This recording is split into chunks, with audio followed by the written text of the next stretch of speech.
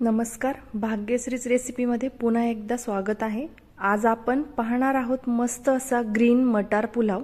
हा पुलाव बनवायला अतिशय सोपा आहे आणि नेहमीपेक्षा थोडा वेगळ्या चवीचा हा पुलाव आपण बनवणार आहोत। त्यामुळे रेसिपी शेवटपर्यंत नक्की पहा। हा पुलाव खायलाही खूप चविष्ट लागतो आणि कुणीही याला सहज बनवू शकतं। यासाठी खूप साहित्य लागत नाही, अगदी थोडक्या साहित्यात हा तयार होतो। चला पाहूया। इथे मी घेतलेले आहेत अर्धी वाटी भरून तांदूळ। तांदूळ तुमच्या गरजेप्रमाणे तुम्ही घेऊ शकता। हे इंद्रायणी तांदूळ आहेत।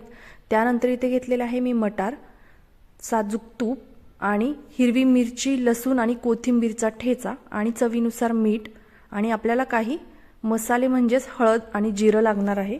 इथे मी कुकरमध्ये हा राईस बनवत आहे, त्यामुळे इथे कुकर तापत ठेवलेला आहे। त्यामध्ये गरजेनुसार तेल घातलंय, त्यामध्ये घालून घ्यायचं आहे 1 चमचा भरून जिरे, त्यानंतर पाव चमचा हिंग आणि आपण जो ठेचा बनवून घेतलेला आहे कोथिंबीर, हिरवी मिरची आणि लसूण, तो इथे घालून छान मस्त असा परतून घ्यायचा आहे।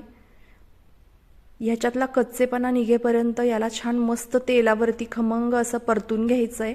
इथे पाहू शकता मी कशा पद्धतीने हे परतून घेतलंय। त्यानंतर इथे घालायची आहे पाव चमचा हळद।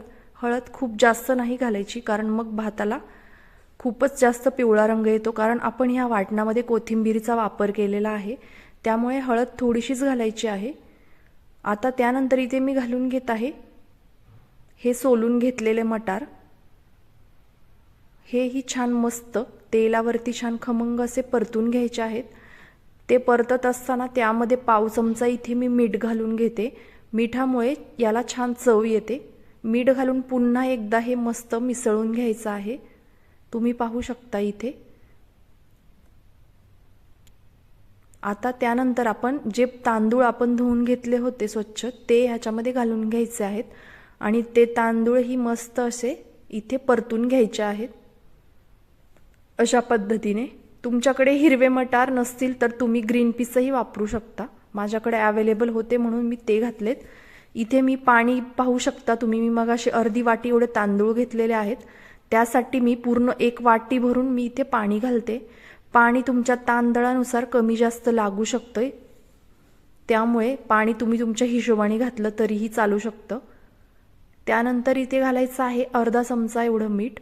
मीठ मी आधीही घातलं होतं, त्यामुळे मीठ बेताने घालायचे। मीठ घातल्यावरती इथे 2 चमचे एवढे साजूक तूप घालून घ्यायचं आहे। तुपाची चव ह्या भातामध्ये खूप छान लागते, त्यामुळे तूप स्किप करू नका, तूप घाला।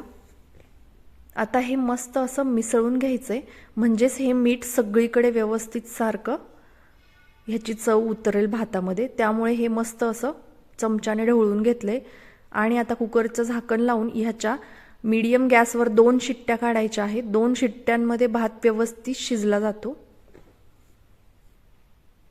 इथे माझ्या 2 शिट्ट्या काढून झालेल्या आहेत। आपण आता भात चेक करूया कसा झालेला आहे। कुकरची वाफ सोडते मी।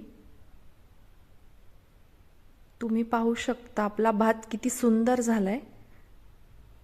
खूप मस्त होतो हा भात आणि खायलाही खूप चविष्ट लागतो। अगदी थोड्या साहित्यामध्ये तयार होणारा हा भात तुम्हाला जर आवडला असेल तर तुम्ही व्हिडिओला लाईक करायला विसरू नका। हा भात मी एका प्लेटमध्ये सर्व करते आहे।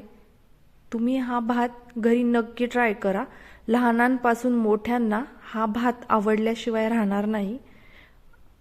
तुम्हाला माझ्या रेसिपी जर आवडत असतील तर तुम्हाला माझी एक विनंती आहे की माझ्या चॅनलला सबस्क्राइब करायला विसरू नका आणि व्हिडिओला लाईक करायलाही विसरू नका, जेणेकरून मी रोज नवनवीन रेसिपी या यूट्यूब चॅनलवर अपलोड करत असते, त्याचं नोटिफिकेशन तुम्हाला मिळत राहील। त्यामुळे व्हिडिओला सबस्क्राइब आणि लाईक करायला विसरू नका। Bye bye.